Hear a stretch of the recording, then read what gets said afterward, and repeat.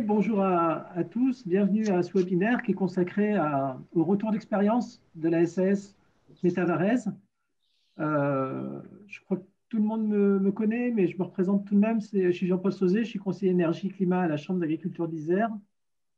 Et l'initiative, là, aujourd'hui, ça s'inscrit dans le cadre d'Innovation. Innovation, ce sont des événements organisés par les chambres d'agriculture pour découvrir les innovations des agriculteurs.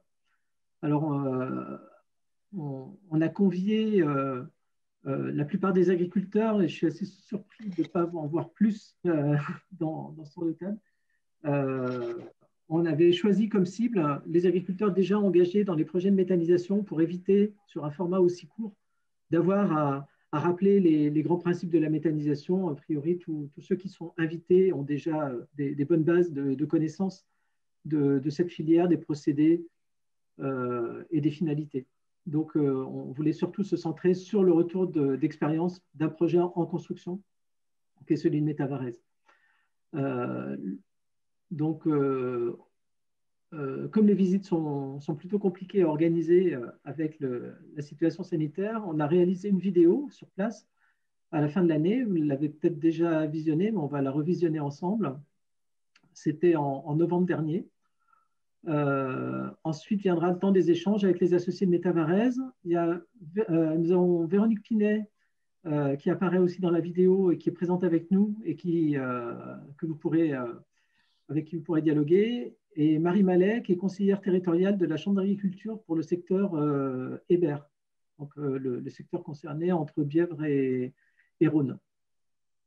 Voilà. Et puis à la fin, on prendra quelques minutes pour nous vous poser des questions, parce que ça nous permettra d'envisager la suite à donner à ce genre d'initiative. Voilà. Alors, avant de passer à la vidéo, je vous propose un tour de table des participants, des principaux participants. Donc, on va commencer par la SAS Métavarese. Donc, je vous donne la parole, Julien et Jean-Baptiste, si vous voulez vous présenter. Oui. Alors, du tour Julien, donc je suis exploitant sur la commune de Vergnoz en élevage bovin-lait, transformation fromagère et un peu de céréales. Et voilà, je suis associé à Métavarese depuis le début. Voilà, donc moi Jean-Baptiste Pelat, je suis agriculteur à Vels-sous-Anjou, donc en céréales et puis en atelier de petits fruits, donc fraises, framboises, en culture hors sol, voilà. Et je suis associé à Métavarese depuis 2 ans. Depuis 2 ans, ouais. J'ai pris le projet en cours, quoi. Voilà. D'accord. Et donc, vous avez 2 collègues en plus qui devraient nous rejoindre. Oui, voilà. Ouais. Et qu'on verra dans la vidéo et qu'on récupérera après. Oui, il y a en cours de route. Ouais. Ouais, parce qu'il y a Guillaume Genin, donc, qui est le président de la SAS Métavarese, qui a principalement activité céréalière et puis qui fait des asperges et puis de la volaille de chair. Voilà. Et l'autre associé, c'est le terrassier qui nous gère toute la partie logistique. Voilà. Merci. Véronique, si tu veux prendre la suite.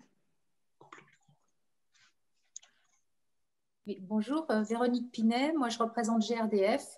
Je suis déléguée en charge des relations, plus particulièrement avec les collectivités, avec les élus du Nord-Isère, donc pour GRDF. Voilà. Qu'est-ce que je peux dire de plus? J'accompagne aussi avec grand plaisir l'ensemble des projets de méthanisation que nous avons sur le Nord-Isère, notamment sur la partie communication et concertation avec les institutionnels. Merci Véronique. Marie, je te laisse te présenter. Eh bien, bonjour à tous. Donc, Marie Mallet, je suis une collègue de Jean-Paul Sauzet à la Chambre d'agriculture de l'Isère et je suis depuis 1 an là, en charge du territoire et de l'animation du territoire Hébert, donc entre Bièvre et Rhône, donc le secteur de Beaurepaire-Roussillon sur lequel est implanté le projet Métavarese. Donc pour une partie de mon temps. Pour l'autre partie de mon temps, je m'occupe de la filière fruits sur le département. Voilà, et du coup, je suis amenée à faire le lien pour la partie conseil territorial, le lien avec la collectivité Hébert, donc, et aussi avec les porteurs de projets du territoire. Et du coup, je suis à l'écoute des besoins des agriculteurs et porteurs de projets sur ce territoire. Et aujourd'hui, je fais plus particulièrement la petite main, on va dire, sur les aspects techniques, back-office du webinaire. Voilà. Merci Marie. Merci Marie. Alors, je vous propose de visionner la vidéo et puis on se retrouve tout de suite après.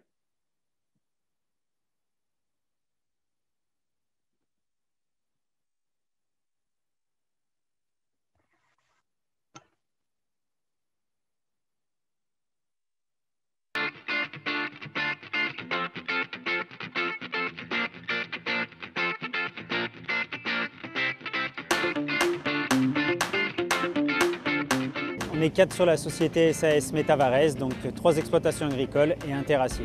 Donc exploitation laitière, céréalière, volaille et puis exploitation de petits fruits.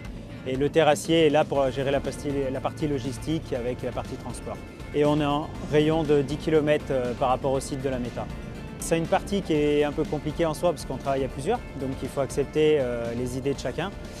Par contre, ça nous sécurise et nous fait évoluer sur d'autres choses parce que chacun a des idées nouvelles et ça nous permet d'avancer. Donc on en est venu à la méthanisation pour diversifier nos revenus et les exploitations et les sécuriser. On va pouvoir travailler tous les couverts qu'on mettait en place déjà depuis des années sur nos exploitations et on va pouvoir récupérer en plus toute la matière travaillée de la méthanisation, les remettre sur nos parcelles. On va pouvoir aussi gérer les pertes sur différentes cultures qu'on pourra au moins remettre sur de la méthanisation. Dans l'ordre, on avait le bureau d'études qui nous a quand même aiguillé, lui, sur de l'injection, pas de la cogénération. Ensuite, GRDF, qui eux nous a dit on injecte ici et pas ailleurs parce que il faut que le réseau puisse y accepter. Donc ce sera le réseau de la ville de Vienne. Du coup, ça détermine l'emplacement du méthaniseur. Le bureau d'études nous a quand même bien orienté sur la taille. Donc tous les différents assembliers, les différents maçons qui sont dans le milieu. Donc mis à part les ouvrages circulaires, pour tout le reste du chantier, on est quand même resté sur des entrepreneurs locaux. Donc après, une fois que tout ça c'est parti, on dépose le permis et en avant, quoi. Donc c'est un projet qui s'élève à 6 millions d'euros. Avec le bureau d'études aussi, on est allé voir les banquiers. Donc nous avons eu des subventions du conseil régional en partenariat avec l'ADEME d'un montant de 700 000 euros. On a aussi eu le conseil départemental de l'Isère qui nous a subventionné à hauteur de 200 000 euros. Et ensuite, on a aussi GRDF qui nous a financé 40% du prix du raccordement gaz. Dès l'entrée du site, on a la bascule pour peser tous les intrants et sortants du méthaniseur. Ensuite, les intrants sont stockés dans des silos de stockage, donc 12 000 m3 de stockage. Ensuite, on a la partie incorporateur, c'est la bouche du méthaniseur. Tous les matins, on va lui ingurgiter environ 30 tonnes de matière. La matière reste environ 45 jours dans le digesteur, en étant chauffée et brassée. Là, on crée une fermentation et on récupère le gaz lié à cette fermentation. Ensuite, donc, la matière part dans le post-digesteur. Et là, même principe, on refait un cycle d'environ 45 jours. Donc le gaz qu'on a extrait des digesteurs part dans la zone d'épuration. Là, on lui enlève l'eau, on l'épure, on lui enlève le soufre et le CO2, de manière à ce qu'il réponde aux exigences de GRDF. Donc ensuite, du digesteur, la matière s'appelle ensuite à la sortie du digestat. Ces digestats vont être répandus dans les parcelles où ont été extraits les intrants. Donc soit sous forme solide, soit sous forme liquide. Donc les travaux ont commencé en janvier 2020 et on devrait terminer sur le printemps 2021, je dirais mars 2021. Alors le biogaz produit arrive dans le poste d'injection. Ce poste d'injection est la propriété de GRDF. Donc on vérifie la qualité du gaz, on compte la quantité de biogaz produite qui va être injectée dans le réseau et on donne une odeur au gaz, on odorifie le gaz. Nous allons raccorder ce réseau sur la zone de Reventin-Vaugris et GRDF, gestionnaire du réseau de gaz de cette commune, va construire ces 5,5 km de réseau. Cela nécessite une concertation avec les collectivités que nous empruntons pour construire ce réseau. Négociation qui permet non seulement de trouver le tracé le plus adapté, et puis aussi qui permet finalement d'aborder les enjeux de la méthanisation pour un territoire avec les élus que nous rencontrons, à la fois en matière de production d'énergie renouvelable, mais également en matière de maintien de l'activité agricole sur le territoire. Ainsi, sur la commune de Vienne, 10% du gaz consommé sera une énergie renouvelable locale. Aujourd'hui, ce biogaz va servir les mêmes usages, à savoir les usages domestiques, cuisson, chauffage, les usages industriels et la mobilité. Le projet a été bien accepté par les élus. Je pense qu'il faut communiquer là-dessus déjà par rapport aux a priori qu'il y a sur la méthanisation, expliquer qu'il n'y a pas de risque d'explosion et puis que ça reste des choses quand même qui sont maîtrisées et puis à grandeur humaine, quoi. Aujourd'hui, la méthanisation agricole en Auvergne-Rhône-Alpes, c'est 70 unités de méthanisation en fonctionnement. Pour beaucoup d'agriculteurs, ils envisagent la méthanisation d'une manière générale comme une manière de faciliter leur transition agroécologique. Le retour au sol des digestats permet de réduire significativement les quantités d'engrais qui sont aujourd'hui utilisées. Et les couverts végétaux par lessive peuvent aussi se traduire par des réductions d'herbicides du fait que les sols sont couverts toute l'année. La méthanisation agricole, c'est produire des énergies renouvelables sur les territoires, valoriser les sous-produits de l'agriculture et parfois des déchets organiques locaux, améliorer l'autonomie des exploitations et faciliter leur transition agroécologique, vivre une aventure collective en cohérence avec son territoire au bénéfice d'une politique énergétique nationale.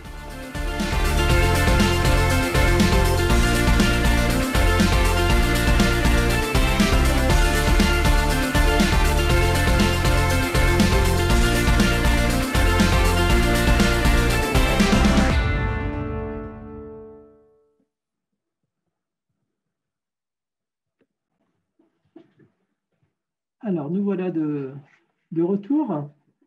Je voulais juste faire deux ajustements. Puisque cette vidéo, elle a déjà commencé à tourner, on a eu deux retours, donc je voulais vous en faire part. Donc, d'une part, parmi les financeurs, n'a pas été évoqué le tarif d'achat subventionné par l'État du biométhane. Et ça fait apparaître l'État comme l'un des principaux financeurs. Donc, je voulais juste préciser cette chose-là. Et d'autre part, au sujet du poste d'injection, ce qu'il est bon de rappeler, c'est que ce GRDF donc, gère ce poste d'injection, mais la propriété, c'est, comme tous les autres équipements de réseau, c'est la propriété des communes. Donc voilà, juste ce petit rectificatif. Maintenant, comme on n'est pas très nombreux, je vous propose de faire le tour de table complet des personnes qui sont autour de la table. Nous sommes une dizaine, donc c'est relativement rapide à faire. Je passe la parole à Elisabeth, si tu veux te présenter. Elisabeth Jacquet, je suis conseillère agronomie environnement à la Chambre d'agriculture, donc collègue de Jean-Paul et de Marie. Et donc, je travaille sur différents sujets, dont la partie agronomique de la méthanisation, avec notamment un programme d'expérimentation, une recherche de référence sur les cibles, qui a été lancé en 2020. Et puis, à terme, peut-être des travaux aussi sur les digestats. Ce n'est pas encore très avancé pour l'instant. On attend d'avoir beaucoup de digestats sur le département. Voilà. Et comme nous sommes sur ce sujet-là, je passe la suite à Laure. Si tu veux bien te présenter. Oui, Laure Bissens, donc stagiaire avec Elisabeth Jacquet sur le domaine des cives, donc référence des cives sur la région et l'Isère. Merci Laure. Alors, dans la suite d'apparition à l'écran, Isabelle. Je suis Isabelle Doucet, journaliste à Terre Dauphinoise. Merci. Marc Perronard. Alors, moi, je suis agronome et agriculteur retraité.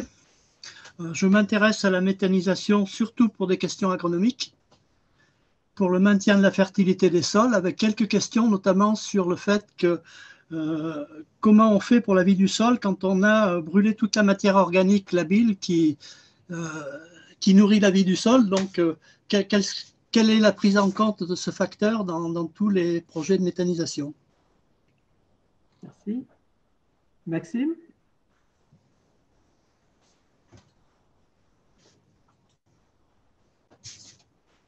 Oui, bonjour. Couleur méta à Vérintuelin. Donc, projet en construction depuis novembre 2020. Et à peu près le même dimensionnement que ce qu'on vient de voir? Ouais, à peu près pareil, 10 000 tonnes. Ouais. Vous êtes vous-même agriculteur donc, sur la commune de Vérintuelin ou à proximité et sur quelle production? Production céréalière et sur la commune de Vérintuelin. Merci. Et on finit par Jacques Viard, pardon. Oui, bonjour. Donc Jacques Huillard, donc moi je suis de l'ADEME, basé à Lyon, et je suis référent régional méthanisation. C'est-à-dire qu'en fait, je travaille avec les autres partenaires régionaux, hein, dont la Chambre, GRDF, la région, etc. Je travaille pour faire connaître la méthanisation et la développer dans de bonnes conditions. Voilà. Merci. Je voulais m'adresser pour démarrer à Julien et à Jean-Baptiste. Qu'est-ce qui s'est passé alors depuis le tournage de la vidéo? Est-ce que vous pouvez nous dire comment a évolué la construction, à quel stade vous en êtes, et puis si vous avez des échéances des prochaines? Oui, tu veux que j'attaque? Vas-y, tu me complémentes. Oui, l'avancée des travaux depuis la vidéo, on a fait notre bâtiment, là où on va avoir le stockage de digesta solide. Ils ont posé toute la partie épuration aussi, donc ça y est, ça c'est tout en place. L'incorporateur qui a été mis aussi pour attaquer à incorporer les matières par la suite. On a le transfert EDF qui est arrivé aussi, puisqu'on devrait avoir le courant incessamment sous peu, là, d'ici fin du mois.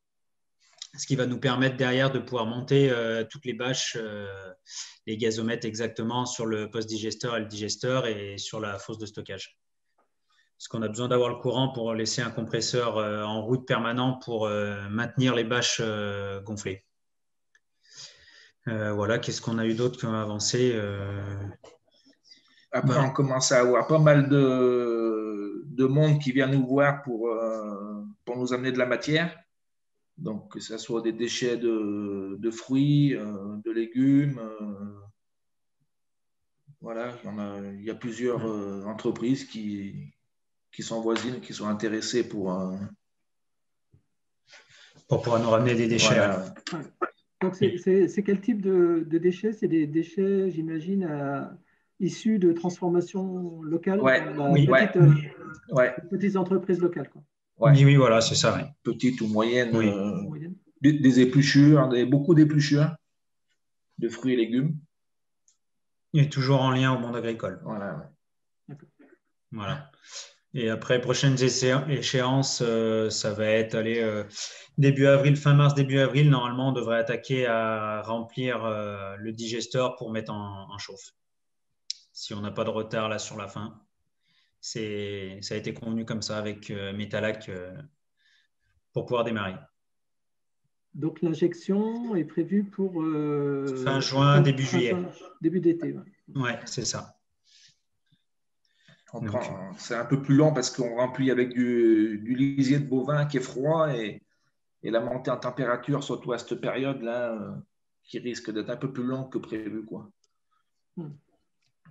Est-ce qu'il y a eu des retards à cause de la situation sanitaire dans le déroulement des travaux? Est-ce que ça a eu des conséquences sur la mise en œuvre des choses? On en a eu surtout au premier confinement, de l'année dernière.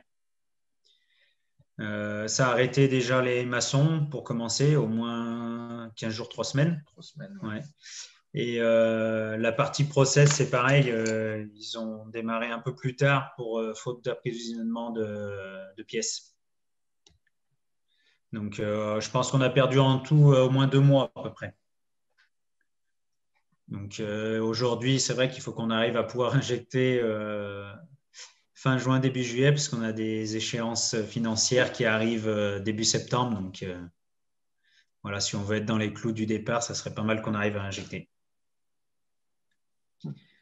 Voilà, là on fait un peu la course contre la montre, mais bon, c'est une fin de chantier, donc ce qui est logique, hein, il y a beaucoup de choses à mettre en œuvre et à finaliser, sachant que je pense qu'il y a beaucoup de choses qui aujourd'hui nous dépassent à certains moments. Qui ne sont pas dues à notre bon vouloir des choses.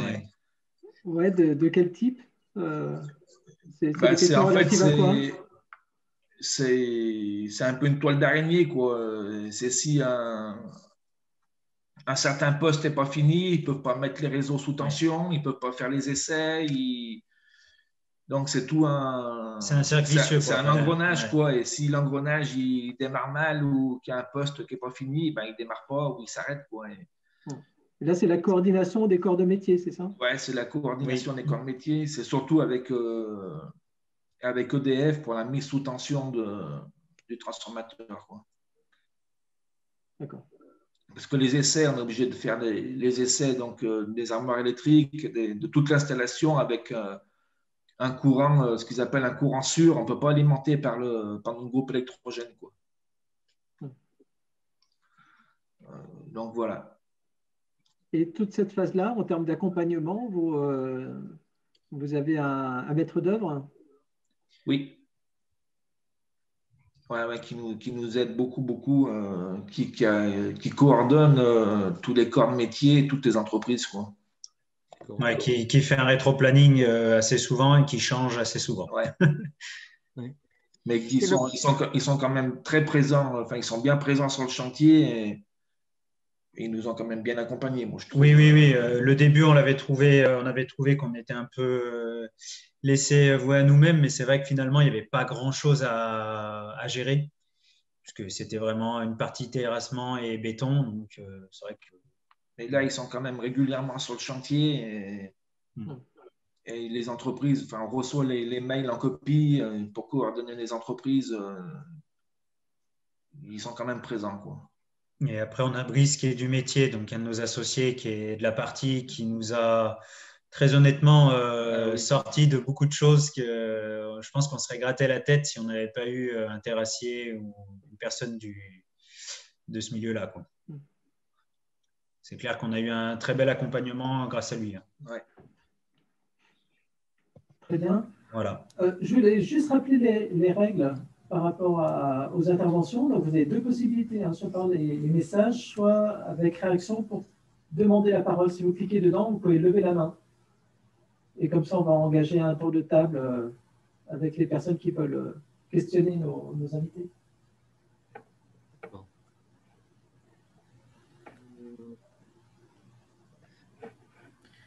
Alors, une première question là de Jacques. Qui est le maître d'œuvre, du coup? Voilà. Vous avez évoqué le maître d'œuvre. Avec qui vous êtes engagé? Nous, c'est la société Scara, nous, qui est à Villeurbanne. D'accord.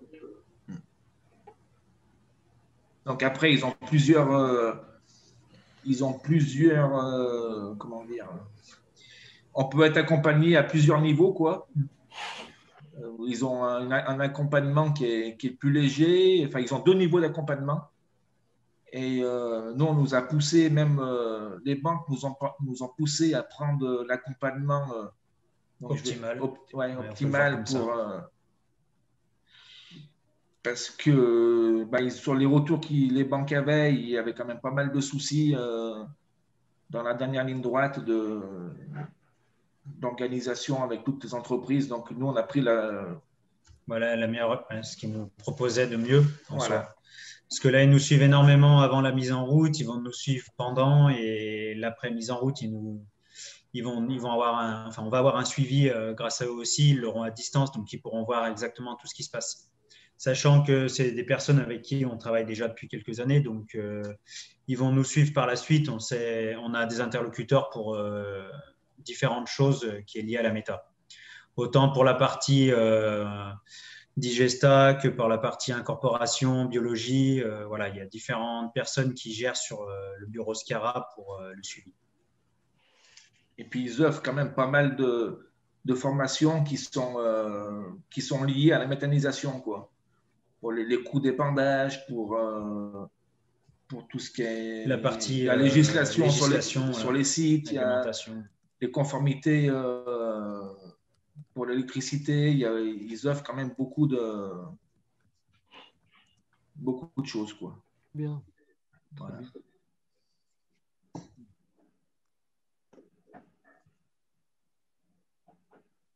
Très bien. Notre question, ça peut être assez spontané, hein. C'est vrai qu'on n'est pas trop nombreux, donc il n'y a pas de risque, je pense, de se couper la parole.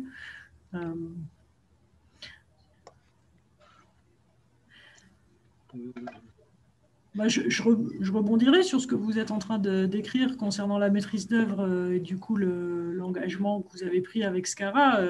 Vous évoquez le fait que les banques vous ont incité à prendre cet accompagnement. En clair, vous l'avez intégré au prix global du projet. Ça représente quel coût ou quel pourcentage du projet total? Est-ce que vous pouvez le quantifier, quoi? Alors, c'est 125 000 euros. Oui. 125 000 euros. Et après, c'est quantifié.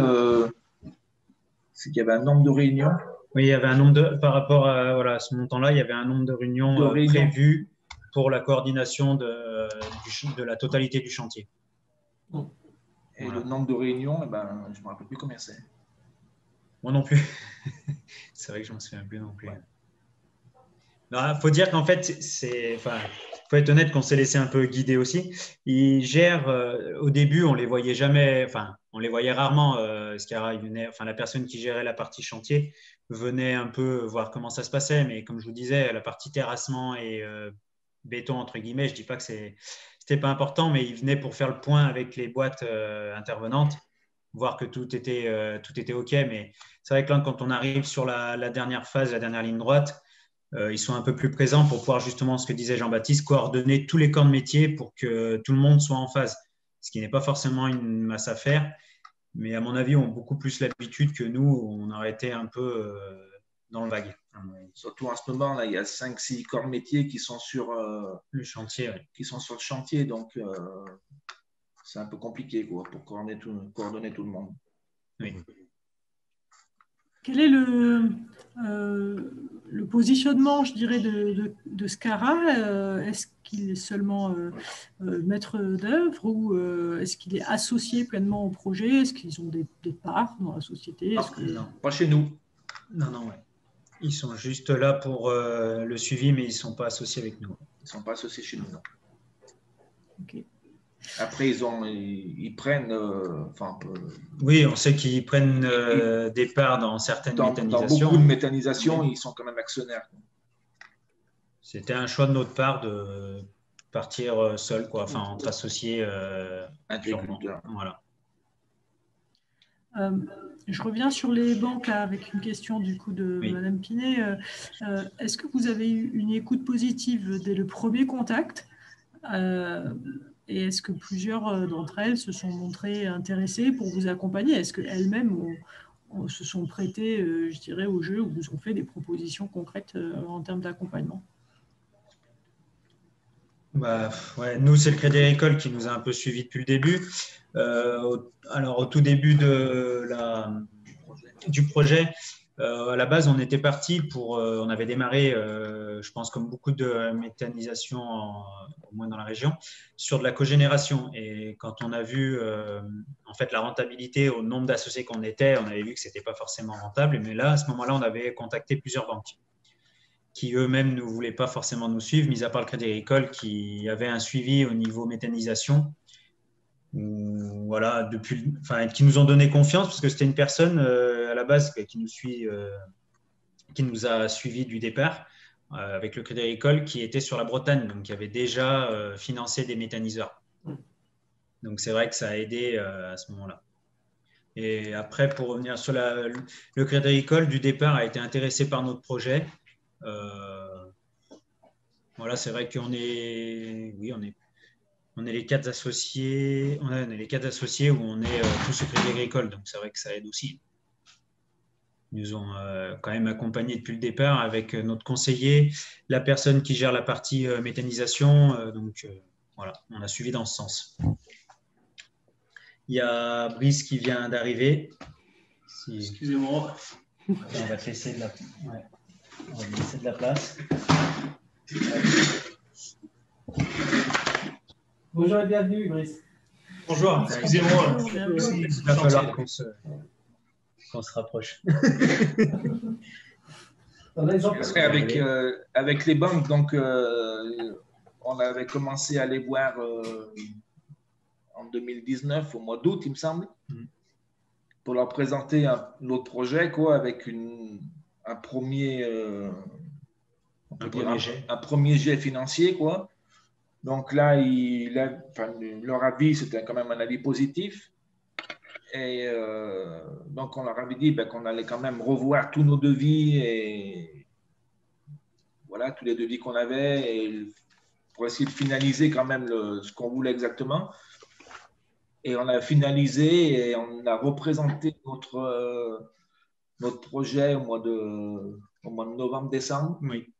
Et le crédit a été signé au mois de mars. La veille du confinement, on a signé, quoi. Voilà. Je vais prendre la parole à l'oral. Une nouvelle question là alors avant Véronique, il y a à nouveau Jacques Vière qui a posé une question cette fois via le chat à propos du constructeur en fait. Qui est le constructeur au final? Oui, si tu veux parler. Ouais, pour le process, c'est Metalac. Metalac avec Prodeval en épuration. Et puis, on a eu Biodynamics pour les cuves béton. D'accord. Voilà. Les trois grandes lignes principales. D'accord. Après, pour la maçonnerie, on va dire annexe, silo, plateforme. Silo, hangar, tout ça, on a pris Traînard BTP à Faisin. Et puis, pour le terrassement, étant terrassier, c'est moi qui m'en suis chargé. Ah, très bien. Voilà. Comment s'est fait le choix là, des opérateurs que tu viens de citer? Je pense à Metalac notamment. Est-ce que c'est suite à des rencontres avec d'autres porteurs de projets, de visites de sites ou vous en avez appelé plusieurs et puis c'est finalement avec celui-ci, au vu des devis ou du relationnel que vous avez accroché? Il y a eu un peu tous ces points-là. Il y a eu une partie où on a eu beaucoup de visites. On a fait des visites énormément sur la France, voire même sur l'Allemagne. On a visité un peu différents process donc qui étaient liés à chaque exploitation aussi, parce qu'il y en a qui sont plus visés sur de la céréale, d'autres sur de la cive, pardon, d'autres sur du fumier. Donc voilà, après il fallait faire un choix par rapport à ce que nous on voulait incorporer. Et après, il y a eu aussi l'aspect où on voulait essayer de faire travailler local, tout ce qu'on pouvait. Donc, Metalac étant sur la région Rhône-Alpes, déjà, ça a aidé. De deux, le relationnel avec la personne qui nous a suivis au départ, avec qui on a travaillé, c'est pareil. C'est vrai que le côté humain a joué beaucoup. Et puis, le troisième choix, c'est vraiment le process qui correspondait à ce que nous, on recherchait. Sachant que Metalac, au niveau injection, si je ne me trompe pas, à l'heure actuelle, doit être le numéro 1 sur la France. Agricomp était bien placé sur la cogénération, mais Metalac n'était pas mauvais. Ouais.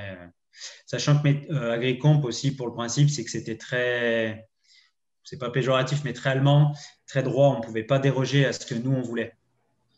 Ils voulaient pas, si nous, on voulait incorporer telle ou telle matière, il y a des fois, ça ne leur convenait pas forcément, quoi. Par rapport à ce qu'on avait pu visiter, justement, il y avait 2-3 contraintes. Donc, voilà, Metalac a été le choix de la partie process, parce qu'il y avait toute la partie matière qui était intéressante sur ce qu'on voulait faire. Voilà. Okay. Merci. Alors, il y a Véronique, je crois, qui a levé la main pour poser une question là tout à l'heure. Je ne sais pas si c'est lié à une question qui a été précédemment posée ou c'est... Voilà. Alors, vas-y, à toi. Ok. Oui, j'ai un peu la flemme d'écrire. Comme on n'est pas trop nombreux, je pose la question en direct. Bonjour Brice, et j'en profite pour dire qu'ils ont dit beaucoup de mal de vous. avant que vous n'arriviez. Et ça, j'ai l'habitude. Hein. Bon. Non, je trouve intéressant, je trouve effectivement dans votre association finalement d'avoir associé un autre métier que le métier d'agriculteur et vous avez tout à l'heure démontré que finalement cette complémentarité était utile au projet et je pense qu'on peut s'en servir comme expérience pour d'autres projets. Moi, ma question, elle tournait autour de la communication et de la concertation locale, de l'acceptation dans son environnement de votre projet. Vous avez fait un certain nombre d'actions que peut-être tout le monde autour de la table n'a pas vu, perçu. Hein. Il y a pourtant eu quelques articles dans la presse et je trouve que c'est plutôt bien ce que vous avez déjà fait. Et je voulais savoir si vous aviez l'intention de faire d'autres choses à l'avenir et comment vous organisez ça. Est-ce que vous faites du coup par coup? Est-ce que vous vous êtes déjà organisé un plan d'action en vous disant à telle étape de notre projet, on va faire ça pour faire connaître, pour faciliter la compréhension de notre projet vis-à-vis de l'externe, à telle autre étape, on va faire ça? Ou est-ce que finalement, ça s'est fait un peu comme ça et le résultat est déjà positif et voilà. Ouais, on a fait un peu au coup par coup, donc on a intervenu pour la semaine de l'environnement, donc de la vallée de la Varèse, là. On a fait ça, après on a fait des réunions publiques, pas mal de réunions publiques. Au mois de... Réunions publiques, qu'est-ce que vous mettez derrière la notion de réunion publique? Avec toute la population et puis les élus, quoi, avant de démarrer le projet. Oui, alors moi j'ai en mémoire les réunions avec les élus, mais avec aussi de la population. Avec la population, oui. Et avant d'attaquer les travaux, on avait donc fait une de ces réunions pour expliquer le déroulement des travaux, les dérangements qu'on allait causer, parce qu'on a évacué beaucoup de terre, donc on voulait quand même avertir la population de tout ça. De ce qui allait se passer, ouais. Pendant les travaux, quoi. Et après, au mois de octobre, on avait une demande des élus en fait qui voulaient venir voir le chantier. Donc on a fait une matinée avec tous les élus des villages voisins, quoi, pour la visite du chantier, voilà. Et après à venir, on pense surtout qu'on va faire peut-être une petite visite avec tous nos chers voisins agriculteurs qui nous amènent de la marchandise. Oui.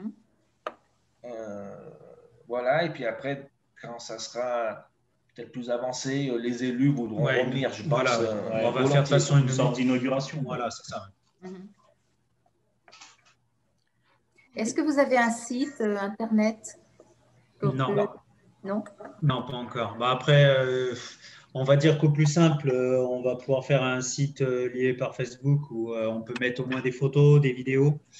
Ça permet d'avoir un suivi assez facile pour tout le monde s'il y en a qui sont intéressés de pouvoir le voir. Je pense qu'on va on y mettra en place, à mon avis, quand on va commencer à mettre en service ou autre. C'est vrai que là, il faut être honnête, ce n'est pas vraiment à l'ordre du jour. Voilà. Faut s'occuper. Ouais, voilà. C'est vrai que là, la dernière ligne droite nous occupe pas mal pour l'avant-démarrage et puis avec nos exploitations et le boulot de chacun sur nos différentes sociétés. Voilà. Après, j'ai vu qu'il y avait une question d'ordre plutôt agronomique, on va dire, de la part de M. Perronard, sur du coup quel plan de culture vous avez mis en place et comment les cives s'intègrent à votre modèle. Tout simplement, là, on a attaqué à faire des cives pour la méthanisation et on fait une rotation par rapport à notre parcellaire.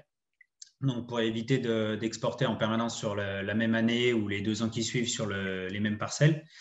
Et on refait aussi des cives qu'on laisse découvertes, tout simplement, même qu'on laisse en place pour éviter d'exporter justement en permanence sur la même parcelle. Il y en a qui vont rester au sol qu'on va enterrer. Voilà. Plus après, il va y avoir l'apport du digesta par la suite qui va avoir quand même un effet, à mon avis, bénéfique. ça, c'est vrai qu'on va découvrir un peu la suite. Hein. C'est vrai que c'est un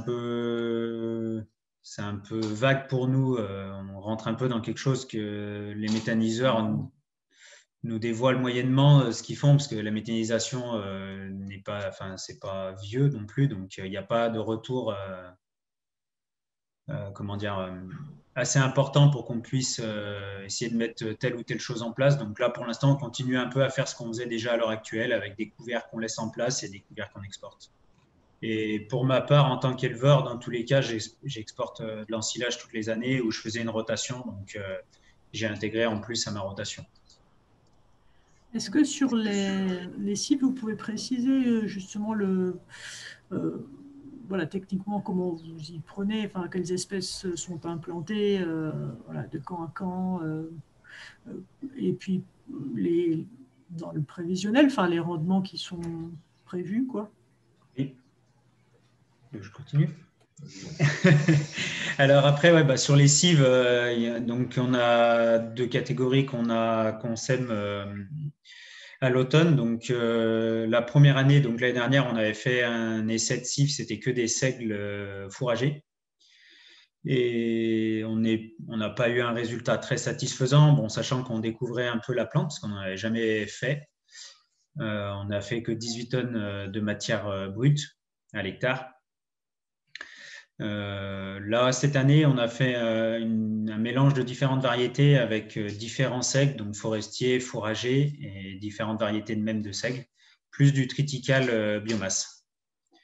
Donc, ce qui permet que les plantes, elles arrivent à se défendre quand même chacune d'entre elles, puisque c'est pas la même plante qui a été implantée.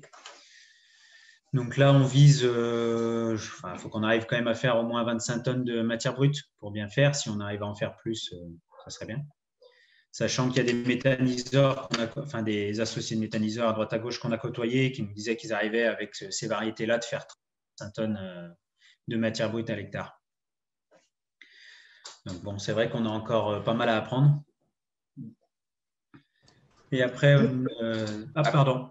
Après, par rapport à la SAU qu'on a donc avec les 3 exploitations, on va quand même pouvoir désintensifier les cibles. Je pense l'année prochaine, oui. Là, il nous fallait du stock pour démarrer, mais à partir de l'année prochaine, on va arriver à désintensifier les cibles sur les exploitations, quoi. Donc, il y aura plus de matière qui va rester au champ. Là, je suppose que les seigles sont en culture d'hiver. Oui. Et que vous pouvez rajouter éventuellement de la févrole pour avoir un apport d'azote supplémentaire. Oui. Le problème, c'est le coût des semences après qui s'envole assez vite et ouais. on essaie de maîtriser ça aussi, quoi. Vous n'avez pas prévu de faire vos semences vous-même, du coup? Non. Là, on a prévu. On a prévu pour la récolte 2021 de faire nos semences, mais autrement, non. Pour l'instant, c'est tout des semences achetées. Ouais, pour les cives, il vaut mieux faire de la semence de ferme, c'est nettement moins coûteux. Tout à fait. C'est vrai que le démarrage, le temps de se mettre en place, on fait que, oui, on a fait au mieux pour pouvoir implanter. Puis là, voilà, il y en a une paire d'hectares qui sont prévus pour faire que de la semence fermière. Et du coup, c'est que des cives d'hiver que vous faites? Non, et la suite, voilà. Donc après, on a des cives de printemps. Il y en a une partie, ça va être principalement, c'est que du sorgho fourragé et mi-éperlé, voilà. Des plantes qui se défendent relativement bien dans le sec. Parce que voilà, c'est vrai que l'été, ça devient de plus en plus compliqué avec les températures qu'on a. C'est un peu la seule plante qui arrive à sortir du lot entre le mi-éperlé et le sorgho. L'avantage de ces deux plantes, c'est qu'elles arrivent à se défendre l'une ou l'autre. S'il y en a jamais, il manque un peu des pieds en sorgho, c'est le millet qui prend le dessus et vice-versa pour le sorgho avec le millet. Vous les faites en mélange? En mélange, oui. Ouais. Et on fait derrière, c'est tout derrière, la plupart du temps, derrière des chaumes de blé. Parce que on fait que du blé tout ça. Alors Jean-Paul, tu veux reprendre la main là ou intervenir? Ouvre ton micro. Oui, je voulais juste vous demander de préciser, ça veut dire que pour vous permettre de ne pas exporter tous les ans, comme ça a été dit tout à l'heure, partout là où vous allez implanter des couverts, vous avez pris de confortables marges de sécurité en termes de surface, de rendement escompté à l'hectare, etc., pour ne pas vous retrouver des années en difficulté de stock, quoi. Oui, et vous avez largement plus de surface que ce qu'il vous faut pour faire face à justement cette agilité de ne pas avoir à implanter systématiquement des couverts que vous allez exporter. Oui. Ben, entre les cives qu'on a, plus on a de la matière qui est apportée à côté. Pour l'instant, ouais, on arrive à faire une petite marge de sécurité, sachant qu'on ne démarre pas à zéro, parce qu'on démarre avec du stock du départ. Donc, tant qu'on ne tape pas dans le stock sécurité en permanence, sachant qu'on va tourner sur l'année, obligatoirement, le stock va se vider, mais on va remplir 2 fois par an, sans compter tous les apports extérieurs, déchets qui vont l'année. Donc, c'est vrai que voilà, pour l'instant, pour nous, on devrait réussir à être autonome grâce à tout ça. Alors, je rebondis là sur les appros et la sécurisation des approvisionnements avec une question d'Isabelle. Au final, vous avez évoqué des agriculteurs proches ou, je dirais, entreprises locales, enfin petites IA locales d'après ce que j'ai compris.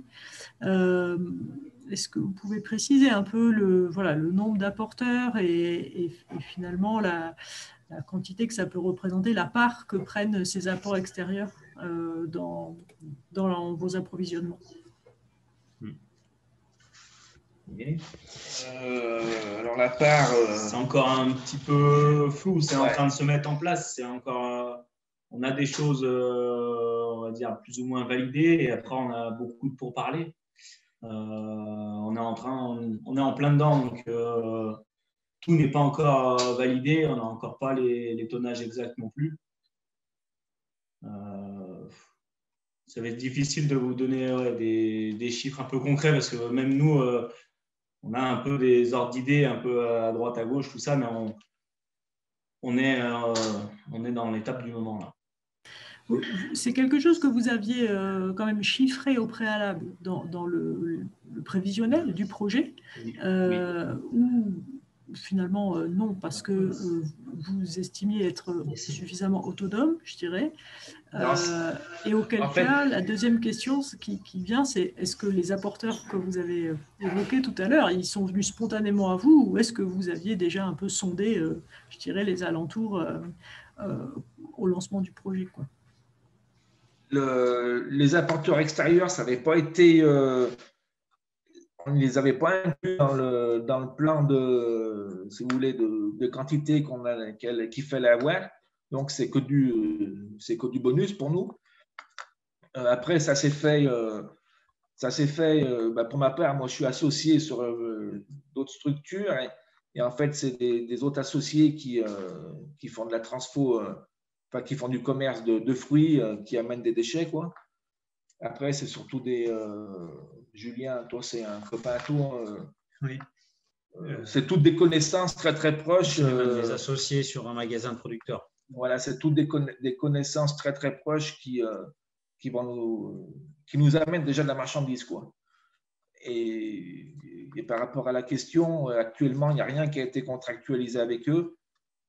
C'est des choses qu'on va sûrement mettre en place, je pense. Voilà.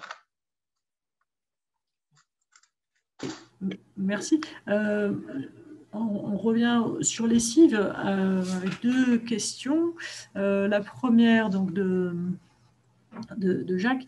Est-ce que les cives d'été sont irriguées ou pas? Ils peuvent être irrigués. Okay. Sur certaines parcelles, il y a l'irrigation. Après, on évite le maximum l'irrigation, quoi, parce que ce n'est pas le but. Mais il y a des parcelles qui ont de l'irrigation qui…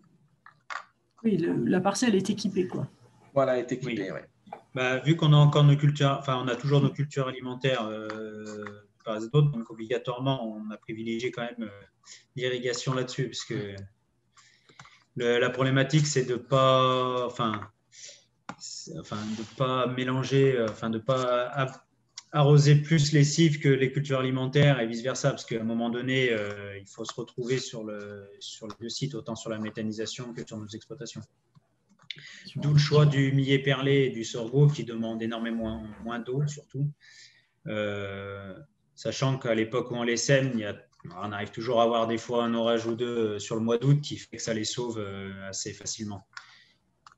Alors que, pour ma part, et même celle de Jean-Baptiste qui fait du maïs de semence et moi du maïs conso, si on fait sauter 1 ou 2 tours d'eau, derrière, avec les étés qu'on vit actuellement, ça va être très compliqué de rattraper.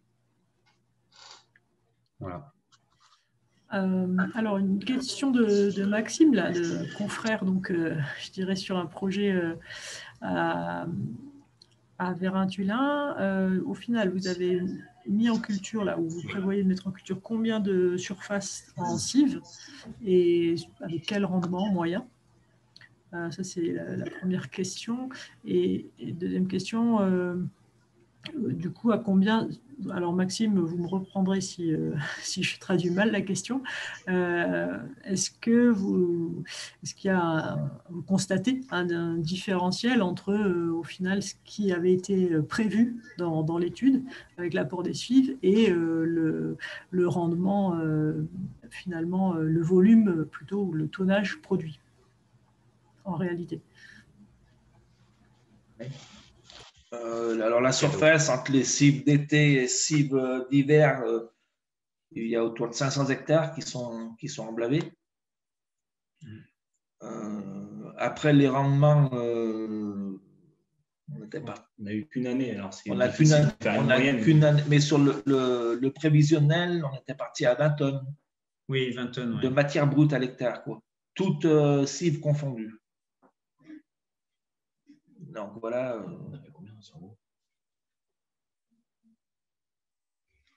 Voilà. Après, les volumes des différents apporteurs, aujourd'hui, on doit avoir sur le site, entre du fumier et des déchets de fruits, on doit avoir un peu plus de 1000 tonnes déjà sur le site, quoi.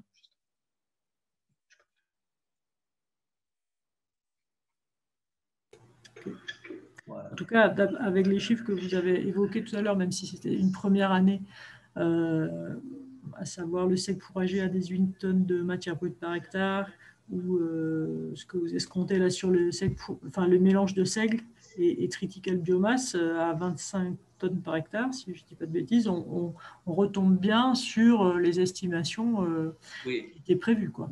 Ouais. Oui. Même si c'est une première année, etc. Mais en tout cas, pour l'instant, ça cadre avec le prévisionnel. Ouais, on a eu un hiver 2019-2020 très compliqué chez nous, on avait beaucoup de parcelles inondées, donc beaucoup de pourriture. Et derrière, très sec. Ouais, et derrière, un été très sec, donc ça a marqué quand même sur les cultures, quoi. Mais pas spécialement sur les cives, hein, même sur les céréales à paille. Ouais, il y a eu des problèmes dans notre secteur, quoi, des problèmes de rendement. Et sur les cives d'été, vous en aviez cette année déjà du sorgho et du millet? Parce qu'il y a certains endroits, ça n'a pas trop levé au mois de juillet. Donc vous disiez que vous avez toujours un orage pour. Oui, pour la on a mis du sorgho derrière des blés, quoi. Que du sorgho pur, et là pour 2021, on fait sorgho millet.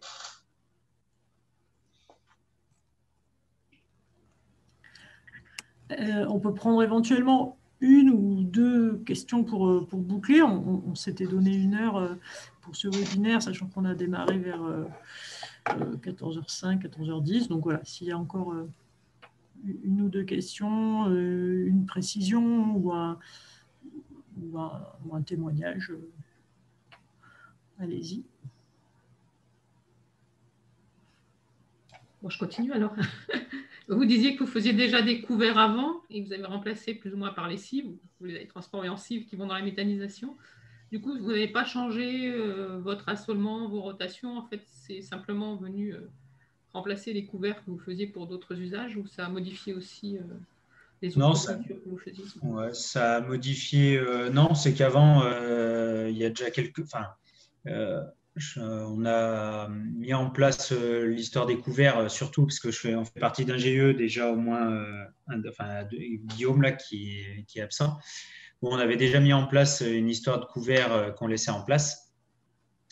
Mais on ne faisait pas ça forcément sur tout le parcellaire. Donc aujourd'hui, on va dire qu'on arrive à couvrir tout le parcellaire, autant de cultures conso que de cives et de couverts.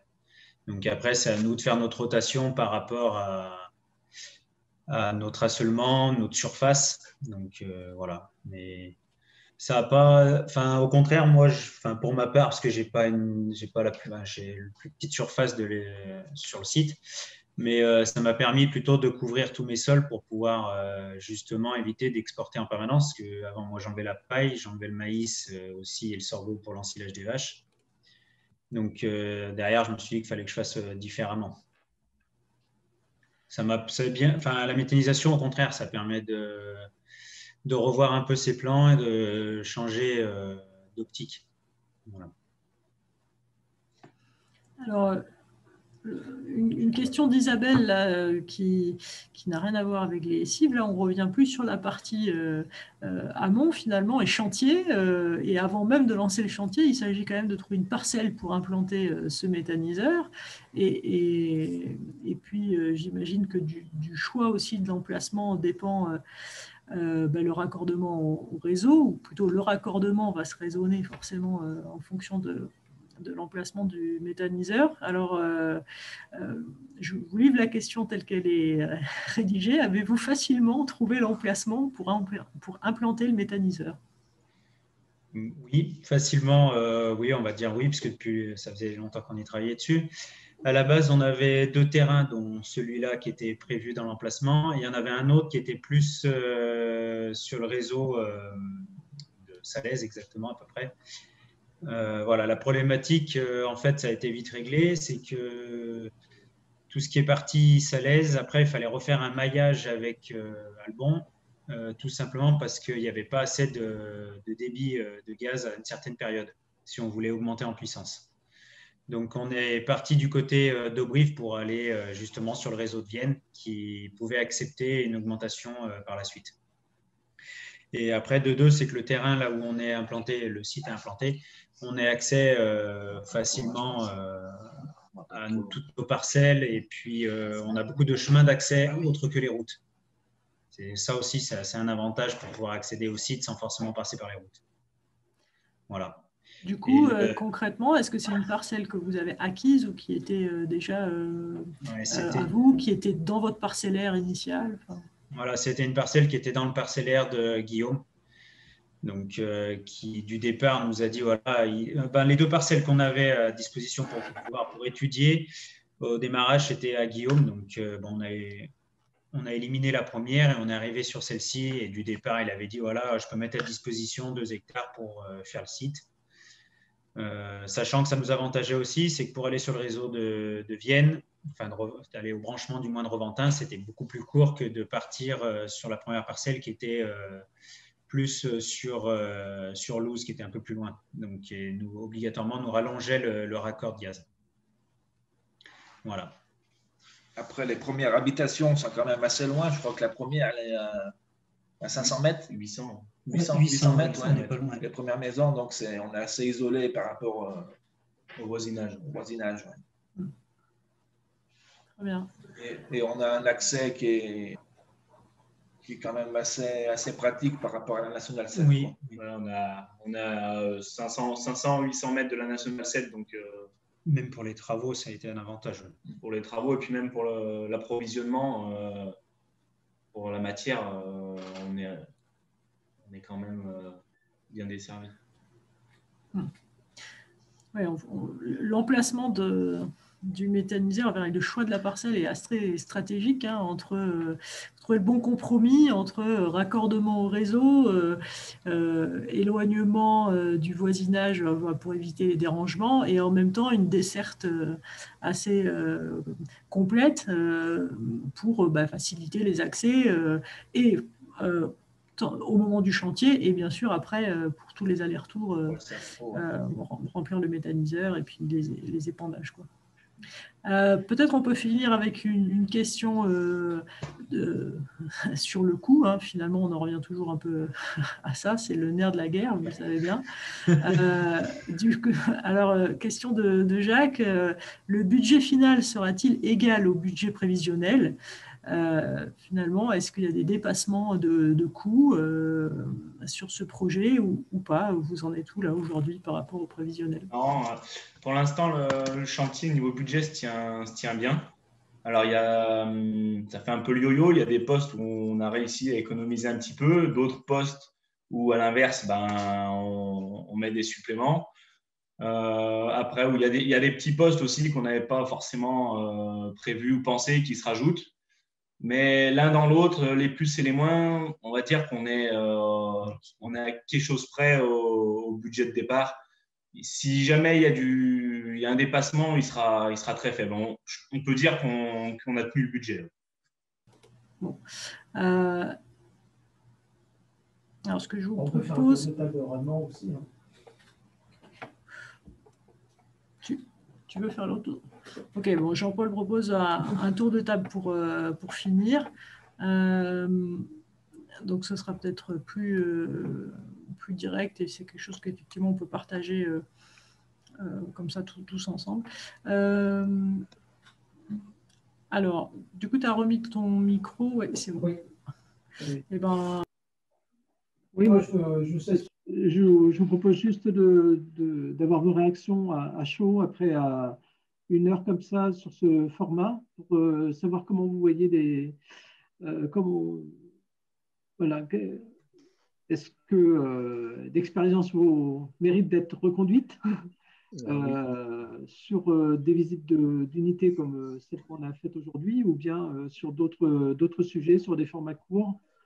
Avec quelle cible aussi? Aujourd'hui, on a ciblé plutôt des agriculteurs.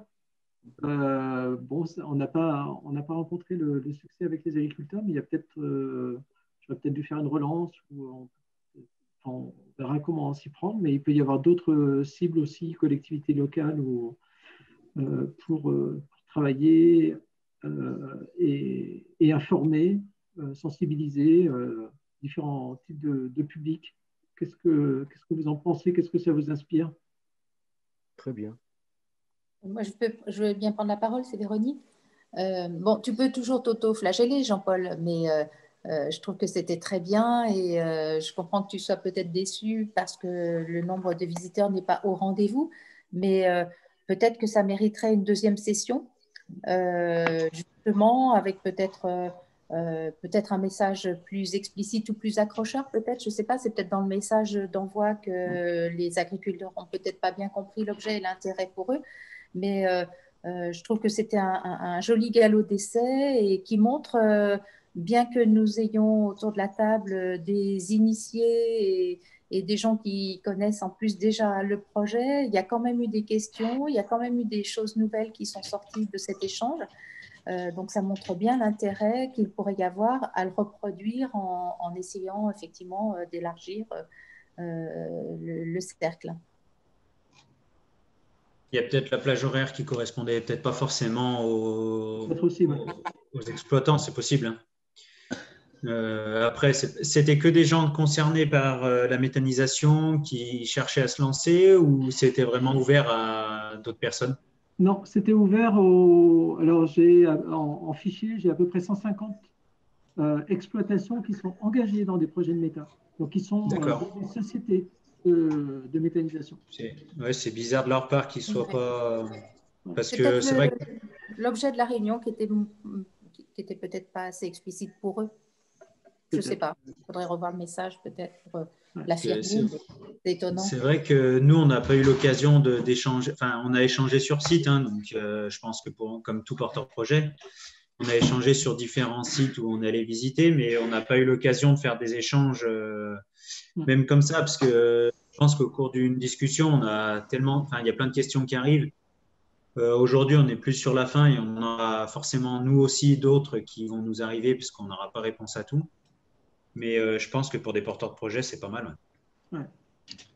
Et pour vous, la vidéo montre qu'on peut y arriver. C'est vrai que les budgets aujourd'hui, quand on voit le coût d'investissement sur une méthanisation, au premier abord, elles nous font peur parce que c'est des sommes qu'on n'a pas l'habitude de côtoyer, pour être clair. Et voilà, je pense que c'est quand même ouvert au monde agricole, clairement. Et au stade où vous en êtes, est-ce que vous aimeriez qu'on organise des sessions comme ça sur d'autres sujets, dans les questions qui vous arrivent maintenant, au stade où vous en êtes du développement de votre projet? Bah oui, après, il va falloir qu'on y fasse vite parce qu'on va arriver à la période de mars, les mi-mars, et là, on va disparaître de nos bureaux. Ouais. Sachant que là, on va mettre en service et tout. Là, on arrive sur le moment où on est tous impatients. Il faut être honnête de démarrer. Puis, on va découvrir des choses au démarrage qu'on ne sait pas. Donc, on va devoir apprendre. Donc, voilà, je pense que là, on sera pas trop derrière nos PC pour faire des vidéos. Là.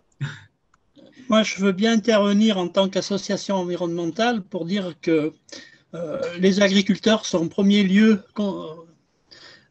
touchés par le changement climatique et que si on met en place des énergies renouvelables, c'est d'abord pour limiter les effets du changement climatique.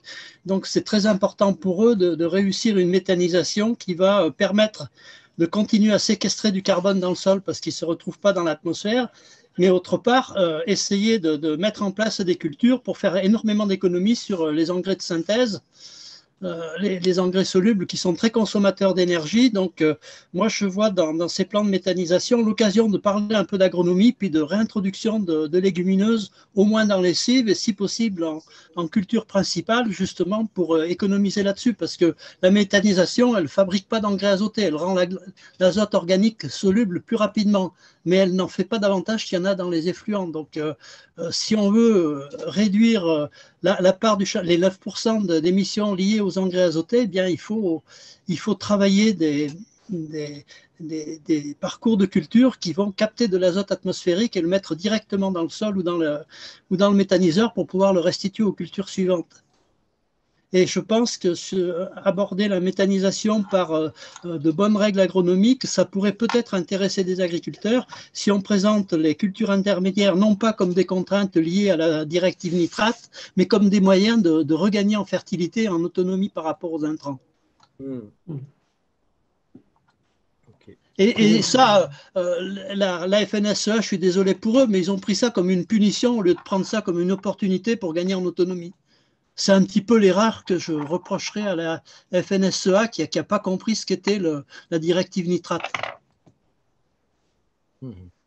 En tout cas, une nouvelle piste donc sur sur un éventuel prochain webinaire qui pourrait être axé sur l'aspect agronomique des projets de méthanisation et des plans de culture à mettre en œuvre pour les cives. Voilà, ça a été clairement détaillé par Solagro dans son projet After 2050, mais malheureusement en Bretagne, ils sont complètement dépassés et il y a des excédents de nitrate qui sont dus à l'importation de tourteaux de soja et ils ont des sols qui ne peuvent plus accepter de nitrate et ils sont en déficit de carbone, leur sol, parce que ça fait des années et des années qu'ils n'épandent que des lisiers.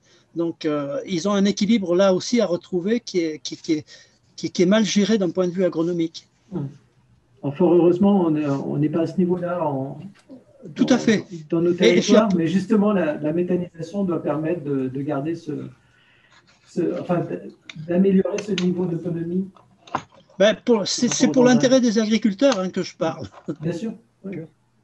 Juste pour information, dans les essais de cives d'hiver qu'on a mis en place cet hiver, on a effectivement mis aussi des seigles forestiers, seigles fourragers. On a mis une modalité associée dans ce cas-là à des pois, c'est le plus simple, qui permettrait aussi éventuellement d'avoir un autre usage en élevage pour ceux qui sont éleveurs et qui auraient besoin d'autonomie fourragère en même temps. Donc ça peut être double usage, méthanisation, fourrage. Et on verra ce que ça donne par rapport à des seigles. Oui, mais les métailles peuvent être cultivées en mélange avec le blé, mais il faut un trieur au bout. Mais on économise beaucoup d'azote en cultivant des métailles. Ça se développe beaucoup, mais pas forcément avec un trieur, mais avec une récolte en fourrage pour les troupeaux aussi, c'est possible. Oui, non, mais moi je parle en alimentation humaine avec un poids de consommation humaine. Très bien, ça nous fait un début de feuille de route pour la suite. Il y a une plateforme d'essai de cives en Isère? Oui, bah, je vais en profiter pour. Il y a eu plusieurs plateformes donc, en Isère et au niveau régional avec d'autres départements, en particulier l'Ain, le Puy-de-Dôme et puis le Rhône. Donc, avec des essais cives d'hiver, déjà l'hiver dernier, l'hiver 2019-2020, des essais cives d'été 2020. Là, on a remis en place des cives d'hiver pour cet hiver. Donc d'ailleurs, j'en profite pour vous dire, je n'ai pas encore envoyé le mail, mais ça ne va pas tarder. Je prévois une restitution des résultats pour les agriculteurs le 24 février. Si jamais vous êtes disponible, bon, ce sera plutôt pas tout à fait à côté de chez vous, ce sera à Silan. Mais si l'un ou plusieurs d'entre vous sont intéressés, n'hésitez pas à venir. C'est dans l'Ain?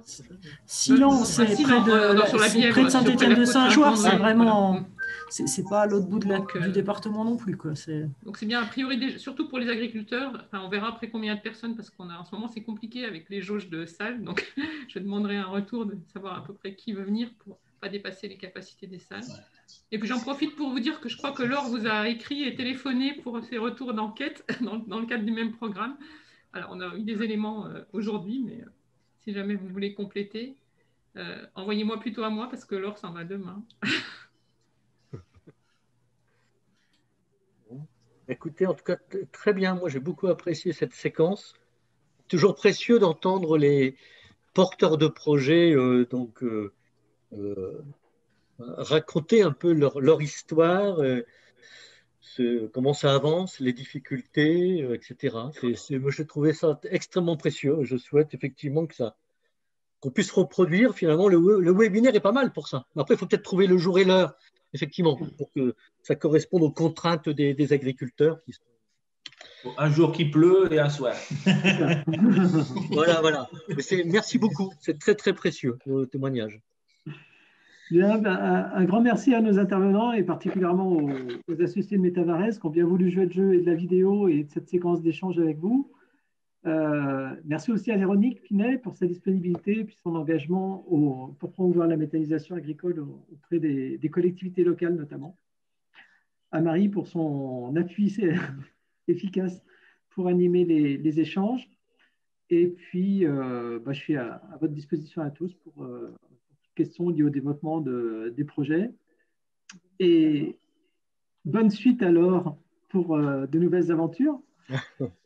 Et je vous souhaite à tous bon courage pour les porteurs de projets et puis bonne suite dans les projets des uns et des autres. À bientôt. Bonne fin de journée, bonne suite. Au revoir, merci. Merci. Au revoir, merci.